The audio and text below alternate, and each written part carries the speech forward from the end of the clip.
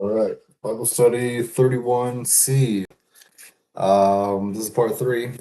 Since I'm chopping it up, doing a whole hour, but chopping it up into segments. You guys know what's going on.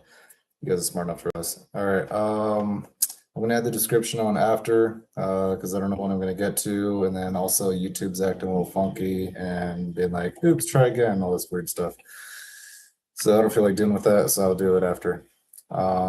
Plus, I don't have any viewers or subscribers or anything like that, so it's not a huge deal. It's whatever. Nobody to impress right now, so not too worried about it. All right, where are we at? Chapter 30. When Rachel saw that she had not borne children to Jacob, she became envious of her sister. She said to Jacob, "Give me children or I shall die." What a drama queen. All right, Jacob became angry with Rachel and said, "Can I take the place of God who has denied you the fruit of the womb?" She replied, "Here is my maidservant Bilhah. Have intercourse with her and let her give birth on my knees so that I too may have children through her." So she gave him her maidservant Bilhah as wife, and Jacob had intercourse with her. When Bilhah conceived and bore a son for Jacob, Rachel said, "God has vindicated me. Indeed, he has heeded my plea and given me a son." Well, technically yours, but whatever. Therefore, she named him Dan. Rachel's maidservant Bilhah conceived again and bore a second son for Jacob, and Rachel said, "I have wrestled strenuously with my sister, and I have prevailed." So you're just taking credit for her baby since she's your slave? Okay. It's kind of doesn't seem accurate, but I guess if it makes you feel better to live in fantasy land, whatever. Therefore she named Dan, bore a second son. Rachel said, like, blah, blah, blah. So she named him Naphtali. When Leah saw that she had ceased to bear children, she took her maidservant Zilpah and gave her to Jacob as wife. So Leah's maidservant Zilpah bore a son for Jacob. Leah then said, "What good luck!" So she named him Gad. Then Leah's maidservant Zilpah bore a second son to Jacob, and Leah said, "What good fortune, because women will call me fortunate." So she named him Asher. One day during the wheat harvest, Reuben went out and came upon some mandrakes in the field, which he brought home to his mother Leah. Rachel said to Leah, "Please give me some of your son's mandrakes." Leah replied, "Was it not enough for you to take away my husband that you must now take my son's mandrakes too?" Jeez, like Leah went from here to here, like real fucking quick. All right.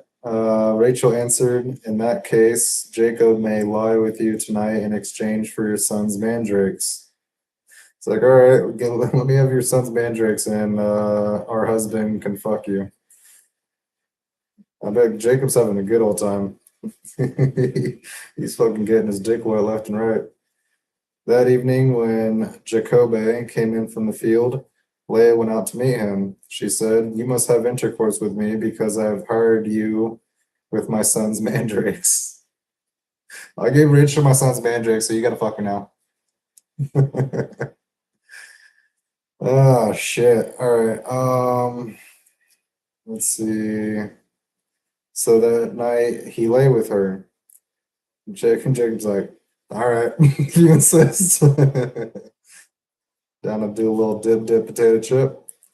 "God has given me my wages for giving my maidservant to my husband." So she named him Issachar. Leah conceived again and bore a sixth son to Jacob, and Leah said, "God has brought me a precious gift. This time my husband will honor me because I have borne him six sons." So she named him Zebulun.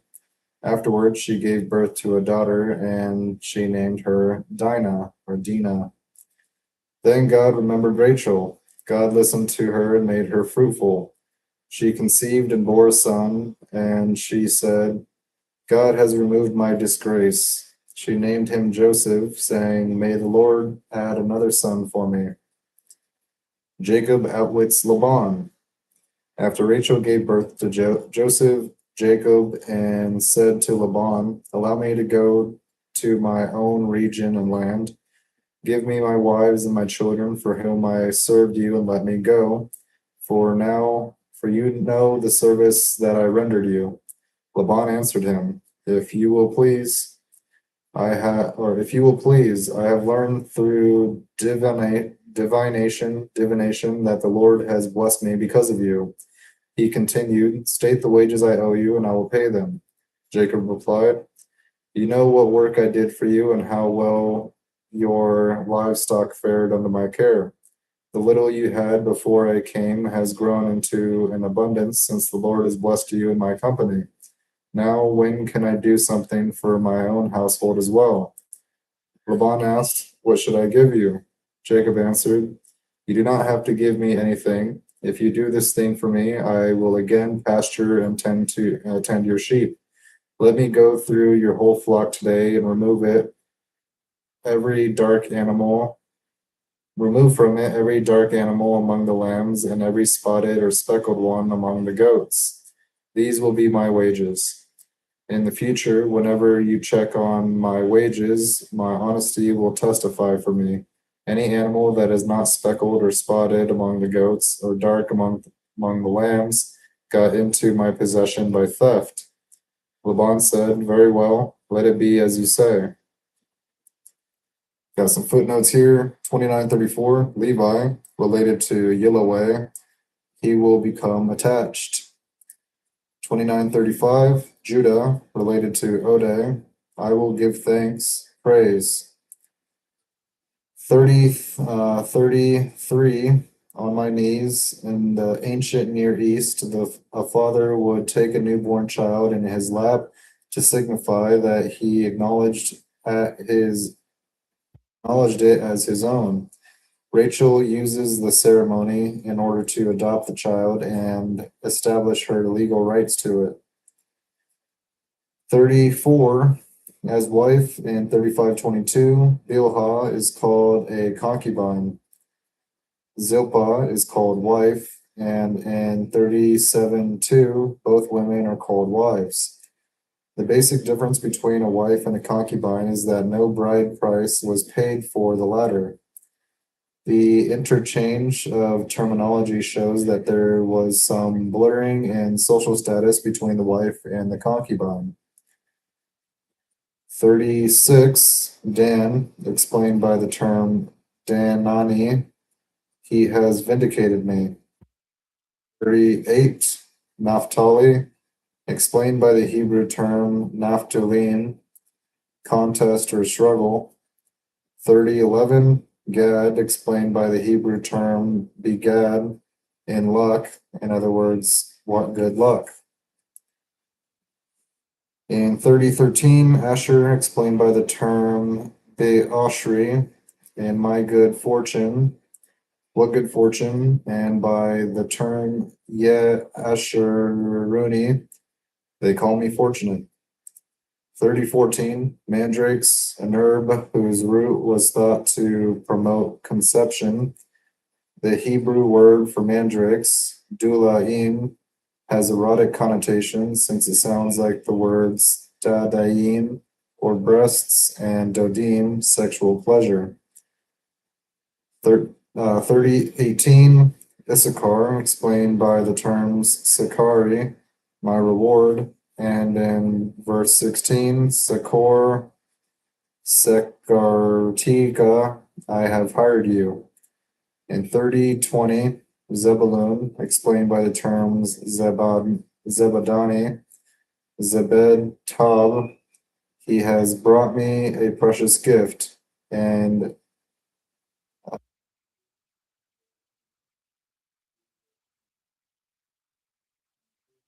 24, Joseph, explained by the works Yosep, may he add, and in verse 23, Asap, he has removed.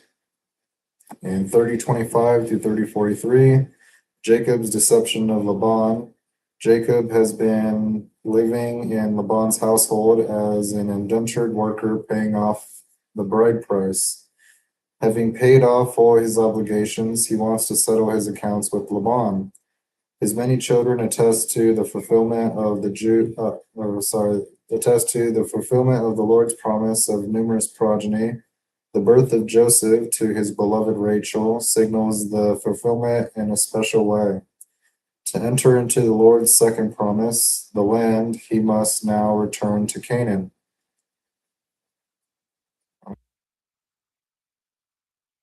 The same day, Laban removed the streaked and spotted he goats and all the speckled and spotted she goats, all those with some white on them, as well as every dark lamb, in the care of his sons. Then he put a 3 days' journey between himself and Jacob, while Jacob was pasturing the rest of Laban's flock. Jacob, however, got some fresh shoots of poplar, almond, and plane trees, and he peeled white stripes in them by laying bare the white core of the shoots. The shoots that he had peeled he then set upright in the watering troughs where the animals came to drink, so that they would be in front of them. When the animals were in heat as they came to drink, the goats mated by the shoots, and so they gave birth to streaked, speckled, and spotted young. The sheep, on the other hand, Jacob kept apart, and he made these animals face the streaked or completely dark animals of Laban. Thus he produced flocks of his own, which he did not put with Laban's flock. Whenever the hardier animals were put in heat, Jacob would set the shoots in the troughs in full view of these animals, so that they mated by the shoots. But with the weaker animals, he would not put the shoots there. So the feeble animals would go to Laban, but the hardy ones to Jacob. So the man grew exceedingly prosperous, and he owned large flocks, male and female servants, camels, and donkeys. Okay. So this guy was full of shit, and he was a deceiver. And I saw in Sunday school he was supposed to be like the hero of the story. Like, no, this guy's the villain. Like he's I mean, both him and Laban are assholes. So they both suck. All right. In 32, dark lambs, spotted or speckled goats. In the Near East, the normal color of sheep is light gray, whereas that of goats is dark brown or black. A minority of sheep in that part of the world have dark patches, and a minority of goats.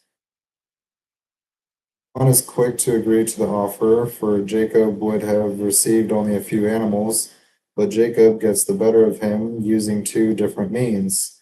One, he separates out the weaker animals and then provides visual impressions to the stronger animals that at mating time. Two, in 31:8 to 31:12, he transmits the preferred characteristics through controlled propagation. Told what to do in a dream, and that God is behind the increase of in his flocks. That's fucking bullshit.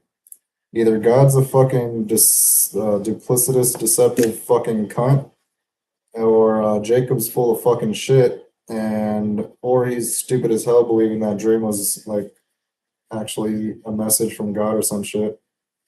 Either way, like Jacob's a fucking dumbass and an asshole, and if God's real, if you want to believe that shit, it's not true. But if you're one of the fucking morons that believes in God, then like that God is a fucking dipshit, or like he's a piece of shit.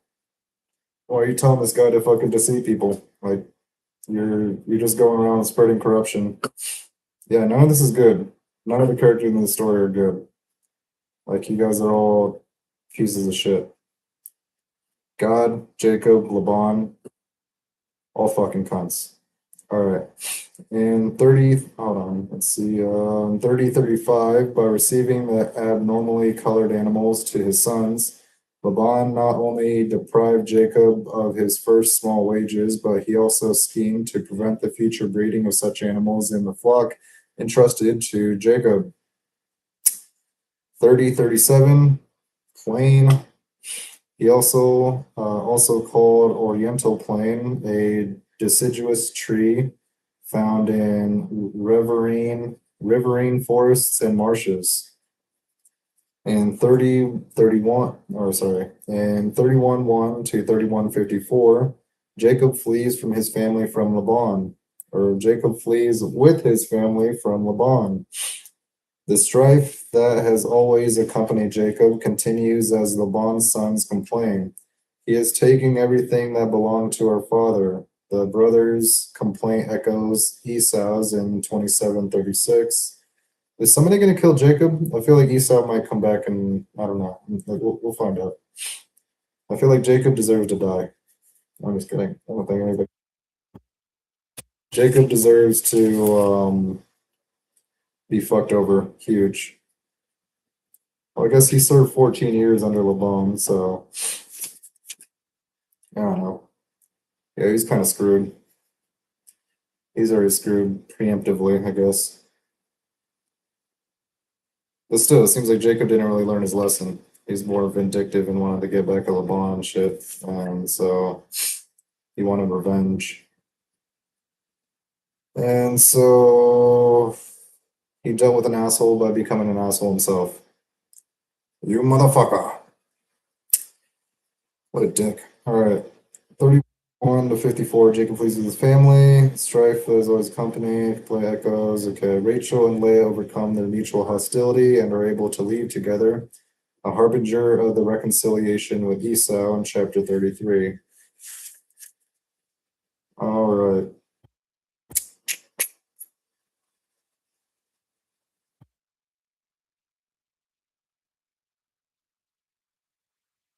Yeah, 17. All right. We're going to pick back up on chapter 31. Got one more session to do by the end of the night.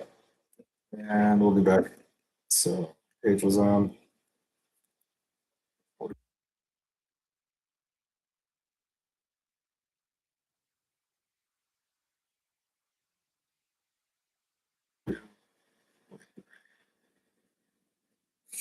Thirty 43.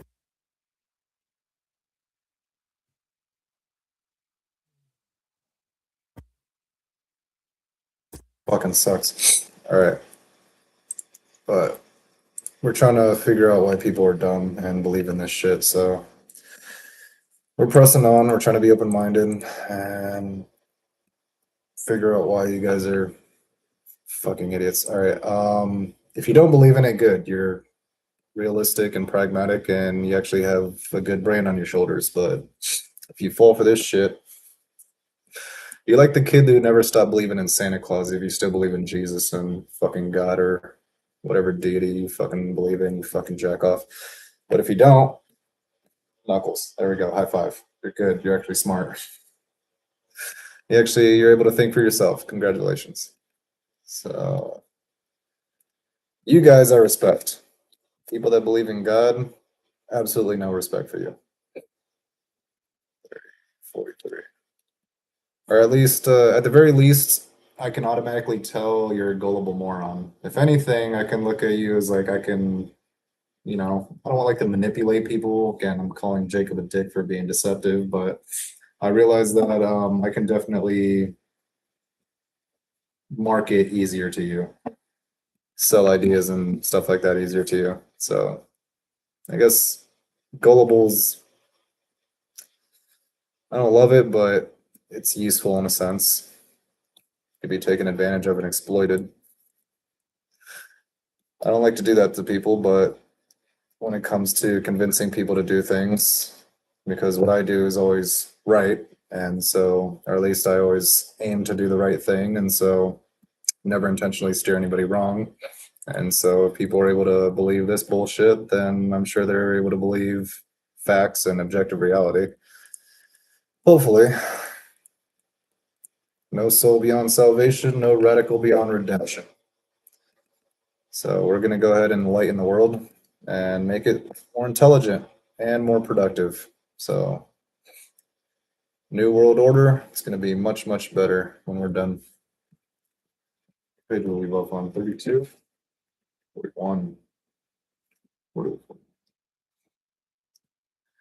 The world has a lot of improvement to make, and we're going to expedite the process because you guys are limiting yourselves and taking way too fucking long, and it's annoying as shit. So I'm going to help you guys to pick up your fucking slack and get the ball rolling because you guys are annoyingly unproductive and just borderline just fucking retarded sometimes. And it's one of those things where ignorance is bliss. Sometimes I wish I was dumber. I wish I was more on like regular people's level so that way they wouldn't be so annoying. But like knowing as much as I know and being this smart and then seeing how other people operate, it's like, fuck, dude. Like, it's very disappointing. But at the same time, I realize what my mission is. It's to help you. And so reluctantly, I help you despite how annoying and just how tempting it is to just want to cast you aside and leave you the fuck behind. Nope, everybody's coming with us. No soul beyond salvation, no radical beyond redemption. Everybody comes, everybody gets saved, everybody gets enlightened. Because otherwise, if they're not, they're going to go ahead and contaminate the minds of other people and go wreak havoc and shit like that. So you got to make sure everybody's on the same page. All right. I'm going to go ahead and wrap this one up, and then we'll do one more a little bit later. All right. Deuces.